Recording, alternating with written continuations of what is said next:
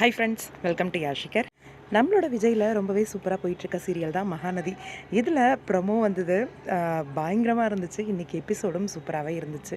உண்மையிலேயே காதல் அப்படின்னாலே அதை எந்த அளவுக்கு அழகாக ரொம்ப பியூட்டிஃபுல்லாக எல்லாருமே ரசிக்கக்கூடிய வகையில் காட்ட முடியும் அப்படின்றத எடுக்கக்கூடிய கைவண்ணம் நிறைஞ்சவர் தான் நம்ம பிரவீன் சார். நான் சொல்லி தான் தெரியணுன்றதில்ல.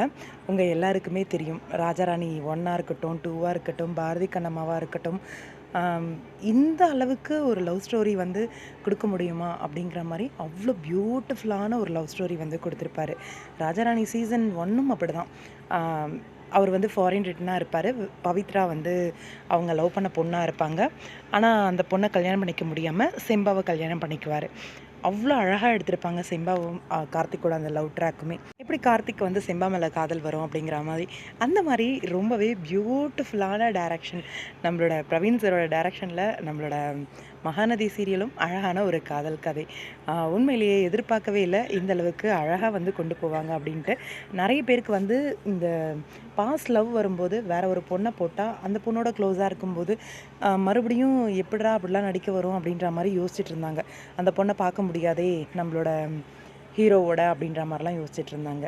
இப்போ காவேரியே அவங்களோட இமேஜினில் வந்து இருக்கிறதுனால இவங்களுக்குள்ள காவேரிக்குள்ளே இருக்கிற அந்த ஒரு அன்புமே நம்மளோட விஜய் மேலே அதிகமாகும். அது ஒரு ப்ளஸ் அப்படின்னாலும் ரசிகர்களுக்கும் வந்து வேற ஒரு பொண்ணோட வந்து மறுபடியும் ரொமான்ஸ் எல்லாம் பார்க்க வேண்டியது கிடையாது அப்படிங்கிற ஒரு விஷயமும் இருந்துச்சு.